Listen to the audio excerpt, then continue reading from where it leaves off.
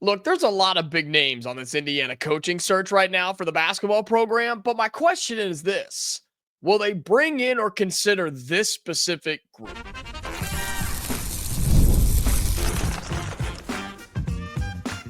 You are Locked On Hoosiers, your daily podcast on the Indiana Hoosiers. Part of the Locked On Podcast Network, your team every day. Welcome into this, the Locked On Hoosiers podcast. I'm your man, Jacob Goins. I appreciate you being here, making this your first listen or your first watch every single day. We are part of the Locked On Podcast Network, which is your team every day. Today's episode is brought to you by FanDuel. Right now, new FanDuel customers can get $150 in bonus bets if your first $5 bet wins. Head to FanDuel.com to get started. Well, thank you so much for being here. Shout out to all of my everydayers, those of you who come back Monday through Friday for this free daily Indiana podcast to you. And it's a busy time, right? With the Indiana basketball coaching search going on, names are flying off the handle like crazy. You've got trolls on social media, people who think they know, people who don't, people who won't admit it. It's crazy right now. And we're going to get to all of that. We're going to have some football recruiting updates later on in this show as well. Names you maybe shouldn't worry about for the Indiana coaching search. But a question that I'm kind of pondering on, and I think I've come to my decision on, is there's a specific type of coach and specific type of guy, specific type of person that I think Indiana will try to avoid. And it's the question, will they hire an outspoken coach? Will they hire somebody who is out there, who's very colorful in terms of their personality and their beliefs, right? And their political beliefs, and make it very known? A guy that's very animated with officials and things like that. Will Indiana hire somebody like that? I just don't know if they will. And I think that's why you are hearing the back and forth on guys like Chris Beard or guys like Bruce Pearl. Or if you were to consider, I'm not saying he's in the list, I'm just saying a guy like Dan Hurley, right? Who is just so out there and is always in the spotlight for most of the time the wrong reasons. I mean, he is the best coach in the sport, in case you didn't know. So guys like that, I just don't know if Indiana's going to go after. And look, we've had guys like that in the past, but that's kind of my point, is it hasn't really worked here, right? I mean, I'm not talking the 70s and 80s. I'm talking in the 2000s. We're talking way different eras here of college basketball and way different eras of generations. So would you go after a Chris Beard, Bruce Pearl, heck, even like a Mick Cronin, right? Those types of guys are out there. They are very passionate. They are winners, yes, but they are also very vocal and just wear everything on their sleeve, chest, and back. Would Indiana go after somebody like that who is more than likely going to be in the spotlight all the time? I just don't know if they will, because that's not how Indiana rolls. I mean, you hired Mike Woodson. Let's think about this for a second. You hired Mike Woodson, who was a failed NBA coach, who was a former player who doesn't say a whole lot and doesn't even have a whole lot of emotions on his face during a game. He's not really in the spotlight all that much, is he? You didn't have to worry about that. But you also didn't have to worry about stuff happening off the floor, which is obviously a major concern for Chris Beard, Bruce Pearl, other big-time guys like that who have had issues off the basketball floor, whether it be personal or recruiting violations or whatever. I mean, there's a handful of guys out there like that. Bill Self falls into that category, right? So I'm curious, and just I keep trying to figure this out and wonder if Indiana would go after those big-time names. And I think if it meant you would win games, I think they would take the chance. But those who are in the extremes, I just don't know if they will. And I mentioned political things because Bruce Pearl is a very active guy in terms of his political beliefs and his religious beliefs too. He's a Jew. He is very vocal about that. He's very passionate about that. Well, a place like Indiana accept that, not saying they wouldn't accept his beliefs or who he is, but do they want that representing their program? Do you want to have to deal with that? Because it is, you have to manage that if your head coach acts that way. Or do you worry about somebody slipping up again off the floor in recruiting, things like that to get you in trouble? You don't want to mess with that either. We've had our fair share of that here in Bloomington. So it's a slippery slope for this Indiana program because I think there are so many big time names that you could go after. I just don't know if they would fit the type, right, that Indiana's going after. Or would it be on the flip side, the kind of the quiet, reserved of Scott Drew, for example, Brad Stevens, for example, like those types of guys who, yes, they get into it when they're coaching and they're very passionate, but they're kind of reserved. They're kind of just, hey, I'm going to show up. I'm going to do my thing and I'm going to go home. You're not going to hear about me. You're not going to see me. You're not going to have to worry about me. That just seems like the type of guy that Indiana would go after. Doesn't mean I know anything in terms of who they're going to hire because we don't. We have a decent list. We have a decent idea, but we don't know where they're going just yet. We don't know who they're going to call and whether those people pick up the phone. Brad Stevens is a big concern there. Indiana's got to make that phone call. Question is whether he picks up the phone. But there are some concerns with, I'll say it, a guy like Chris Beard. There are concerns there, given who he is, how he acts, his past, right? The things he's done, and a concern that it could happen again. I don't know him personally. I don't know him like that at all. And I have no idea if there are tendencies there or not. I'm just telling you what I'm hearing from within Indiana, within IU. That is a concern. But I do think he's still, in terms of this conversation, on the list. I do. I think he's still in consideration. I think he would love to have this job. It's whether Indiana goes after somebody like Chris Beard. But there are some names that have been brought up that I just don't think we need to worry about. Guys that, they may be qualified down the road. I just don't know if they're ready for the IU job yet. And I don't know if IU is ready to have them yet. There's some names that have been floating around that you just shouldn't really worry about. And we're going to talk about those coming up next, right here on the Locked On Hoosiers podcast. Today's episode of Locked On Hoosiers is brought to you by FanDuel. When the game tips off, the NBA action is just getting started. And there's no better place to get in on it than FanDuel, America's #1 sportsbook. With FanDuel, you can place live bets throughout the game. So even if you missed the opening tip-off or want to be in on the fourth quarter comeback, you can stay in the action. And if you're looking for a bigger payout, you can even combine your live bets into a same-game parlay. I love using FanDuel's live betting feature because it keeps every moment of the game exciting. Whether I'm backing my team for a late-game rally or picking a player to hit a clutch three, I never feel like I missed my chance. Plus, the app is easy to use. And when you win, you get paid instantly. Right now, new FanDuel customers can bet $150 in bonus bets if your first $5 bet wins. Just visit FanDuel.com to join today. That's FanDuel.com for your shot at $150 in bonus bets. Make every moment more with FanDuel, the official sports betting partner of the NBA.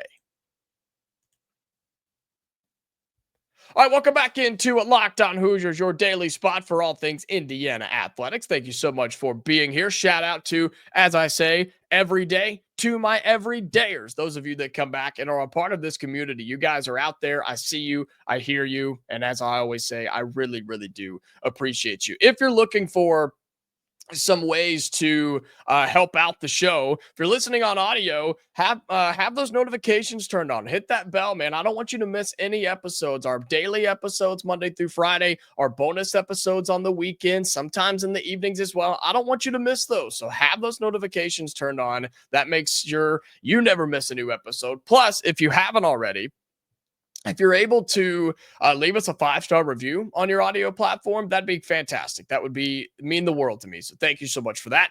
If you're on the video side on YouTube, there's a list of things I need you to do. Like this video, takes one tap of your thumb, it spreads it out there, lets more Indiana fans find it. Comment your thoughts down below. Would Indiana hire an outspoken coach? And are there names that Indiana should avoid like the plague? Let me know in the YouTube comments. And then as always, if you haven't already, subscribe to the channel. Okay, that's the best way for you to be a part of this community, never miss an episode, and be a part of the Locked On Hoosiers podcast. Well, there are some names that have popped up in this Indiana coaching search that maybe are not at the top of the list, but I'm just thinking they shouldn't be on the list at all. And there's some assistant coaches in this category, and there's some head coaches in this category. And I've heard some rumblings about a couple of names on the UConn coaching staff, and I think that's great. I think that's fantastic. We have an episode coming up tomorrow, more on in detail on what I'm talking about here, but I just don't think they're qualified yet. I don't think they're qualified there. Not because it's UConn. I'm just saying because of the role that they play. That's also why I've seen Stephen Pearl. That's the son of Bruce Pearl down at Auburn. I've seen that name thrown around. Don't think he's qualified. I just don't think Indiana's ready to take that jump yet. Again, more on that in tomorrow's episode. But there are a couple of head coaches that have been thrown around in this list that I just don't know if Indiana's going to go after. I really, really don't. And on a flip note, I don't know if they would leave to come to Indiana. And the first one is a guy that is good, yes, but has he been good enough? And it's Chris Collins at Northwestern. Chris Collins is an interesting scenario. He's been in Northwestern for 12 years. He's got about a 50% winning percentage. And I don't know. It's not the hire I think that Indiana's looking for. It's not that, wow, like breaking news. Look at this. That's a great hire for IU. This would be more of a, and I hate to say it, this would be a settle, I think. I think you would settle for Chris Collins. And not that he's a bad guy. Again, I don't know him like that. But 500 at Northwestern, where it's a hard place to win. I'm not saying he hasn't done a good job there. I mean, he's taken teams to the tournament. He's had teams that were really, really good, but he's had teams that were really, really bad. And sure, you can make the argument and say, well, Jacob, what would he do at a bigger program with better facilities, more money, better support, yada, yada? You're absolutely right. That's a great argument to make. And he very well could be successful if he does get that chance to move up. And he's coaching Power 5 basketball. He's coaching in the Big Ten. He's just coaching at a place that is nearly impossible to win consistently in athletics. It's hard. Northwestern's a hard place to be. I just don't think Indiana's willing to say, you know what? Your next chance, you belong here. You deserve a shot at IU. I don't see us making that move. I really, really don't. And I have nothing against Chris Collins. I hope the best for him. He's been in the game for a long, long time. I just don't think it would make sense. It wouldn't get the fan base excited. I can tell you that much right now. Donors would not be excited. Fans would not be excited. Guys like me would not be excited. Chris Collins doesn't get me out of bed in the morning. You know what I mean? I just don't think that's going to be on the list. And there's another guy that falls into this category, and it's Mark Byington at Vanderbilt. A guy that's just now been there. He's just now been there. He just got hired. And there's a funny connection here. Indiana could do something funny, right? The guy coached at James Madison for quite some time. He started at Georgia Southern. He went to James Madison, and now he's in his first year at Vanderbilt. You could go get the James Madison connection, and you never know, right? He's a little bit older, not bad, but he's 48. He's got plenty of time to coach college basketball, but maybe he's a diamond in the rough from James Madison that you can bring in. Have we done that before? Has Indiana had any success bringing a former James Madison head coach to campus and to win games? I think so. I have to go back and look, but this is another name that I don't know. Something about it just doesn't sit right. Something about it, it's not what we're looking for. And look, he's won 230 games going in his career. I mean, this guy can coach. He can coach. He's a really good coach. That's why he just got his first big-time gig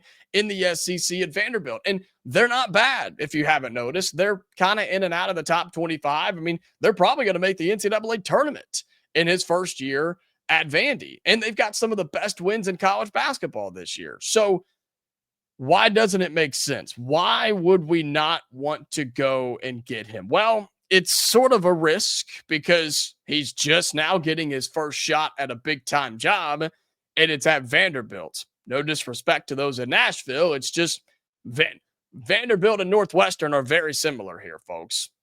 Very similar. Vanderbilt's probably got a little bit more going for him, but it's the same similar situation where you've got a coach who just took his first big time job. He's in year one. Are you really ready to snatch him away and take that risk, take that gamble, put all your chips in one and all in the middle and say, all right, Byington, you're it. Here we go. We're counting on you. Welcome to Indiana. I just don't think I'm ready for that. And I'll be really honest with you. I don't think he's ready for that. And that's a conversation we don't have enough in this entire process is this is not just Indiana agreeing to go and get somebody. This is somebody agreeing to go to Indiana. This is no joke of a job. This is a high pressure situation that you're walking into because if it doesn't work out and work out quickly, you'll be outcasted. You'll be just shunned out of this town, out of this state, and out of this program. And that's a tough thing to deal with, right? And I just don't think guys like him and Chris Collins can handle it. I just don't. They've never been at this stage. They've never been at this level. And Indiana would be, I'll say it, silly to go after guys like that and put the future of the program that means more now than it ever has before because it's in such a bad spot. You're going to put it in the hands of a guy who just took his first big gig at Vanderbilt? I just don't see how that's going to work. And this comes off so hateful, I feel like, and I don't mean it to be or to be disrespectful. It's just you can't afford that if you're IU. We can't afford another miss. We can't afford another gamble. Mike Woodson was a gamble. Let's be honest here. He was a risk, and it failed miserably. We can't afford that again. So guys like Collins and Byington and even I'll say this too. Ben McCollum at Drake. That's been another interesting one. A lot of you in the YouTube comments have brought this name up. And I think you loop him into that same situation. I just don't know if he's ready. Drake's a great school, and he's done great things there. But are you willing to give him his first shot here at IU? Are you willing to let a head coach who has won games, yes, but are you willing to let him take his first big-time gig right here at IU? There's more on this tomorrow on the show about what specific group Indiana should go after, but I'm just telling you, those names I listed, I wouldn't worry about them. I wouldn't even bring them up in conversations with your family and friends. And if they do get brought up, I'd shut them down immediately. I just don't think they're on the list. I don't think they get a call. And if they do, it's because Indiana struck out on about 5 or 6 guys before then. And I just don't think you get that far down the list before somebody picks up the phone and says, yeah, I'm on my way to Bloomington. I just don't think that's going to happen. I don't think you get that far down the list. We'll see. I just don't think that those names that I talked about should really be considered unless it's a total crisis situation. All right, coming up here on Locked On Hoosiers, final segment on the show. We'll flip over to football. Haven't talked about it in a little bit. We got a few updates on guys who have been offered, who are coming back, have great things to say about Curt Cignetti and the Indiana football program. We'll have that for you in our final segment right here on the Locked On Hoosiers podcast. Final segment here on Locked On Hoosiers. Thank you so much again for being here. Really, really do appreciate it on this Thursday, February 13th. We're almost 2 weeks into the month of February. Wow, to think about. And while it's technically a recruiting dead period on the college football side of things, doesn't mean that there isn't news, right? Doesn't mean that Indiana's not offering kids and kids who are talking about when they were here, right, for junior day and setting up those official visits for over the summer. And we've told you so much about how 2025 ended really solidly for Curt Cignetti and this Indiana team and how they're already working in 2026. And there's been some updates over the last couple of days. The most recent one was an offensive lineman from Wisconsin who was offered by the Hoosiers in 2026. His name is Gavin Meir, and he was here in Indiana for a junior day visit. He's a 3-star offensive lineman in the 2026 class, and he's from Wisconsin, right? He's in the heart of Wisconsin in Janesville. And look, we've done it before, and I think we can do it again. You're trying to go get big time offensive lineman from the state of Wisconsin. Yes, this guy holds an offer from the Badgers, That's what these kids grow up to do. You've heard Brian Smith, our recruiting expert here at Locked On, talk about this several times when he's been on the show. Man, you don't go anywhere else. If you grow up in Wisconsin and you play offensive line in high school, you go to the Badgers. You go and play at the University of Wisconsin. But Indiana said, we don't really care about tradition. We don't really care about that. We want to come in and get some dudes. And Gavin Meir is a big time player. Again, 3-star, 6'6", 295 in high school. Ladies and gentlemen, 6'6", 295. The kid is a stud. He's got offers from Florida Atlantic, Colorado State, Wisconsin, and now Indiana. Wisconsin's still the one to beat. There's no doubt about it. But the fact that Curt Cignetti and this staff, they're not scared, man. They don't care. They have no concern and no problem going in the surrounding states and saying, hey, knock, knock. We'd like to talk to you and we'd like to offer you a scholarship. We'd love to have you come play on our football team. I know you're probably supposed to go to Wisconsin or Michigan or wherever, but we think you're a better fit here in Bloomington. And they're making it work, man. They're making noise. And it's so exciting to see this. And so keep Gavin Meir on your list. Again, a 3-star offensive lineman just offered in the last day or so by this Indiana squad, 6'6", 295 pounds. Another guy that has been talked about, had some really good quotes about Indiana during his junior day visit, was defensive back Jaziel Hart, who, if you look at him, numbers aren't going to blow you away. 5'11", 170 at the cornerback position. Doesn't have, according to 247, any major ratings. But the teams that he is visiting are big time stuff, right? Teams that he is considering, Indiana, Louisville, Michigan, right? Those are schools that he has on his list right now, and had great things to say about Indiana. This is from Peaks.com, the 247 site. He says, quote, Indiana is very underrated. Blew me away. If I'm being honest, something that stood out was how I was the only cornerback they visited that day. Another thing is how nice the facilities are and how the strength coach transforms the players. He talks about how he met with a bunch of coaches and how they liked him and how they showed him a bunch of attention. And man, that seems to be a pretty popular statement, does it not? Seems to be a pretty common theme with any player that comes and visits Indiana football is, man, their attention to detail. They focused on me. They really cared. They were really loving. Like, this staff gets it, man. They get it. And they're working and they're grinding in that 2026 class. And they have a chance to make it really, really successful. And when Brian was on last time with us, we were kind of talking about what the expectation is and what a good recruiting class would be for 2026. And look, top 25 would be great, but I think Indiana can get past that. I mean, you just got to start stacking class on class on class. That's how you win in college football. And I think if you can get top 25, then top 20, then top 15, you just get better every single year, because if you win, they will come.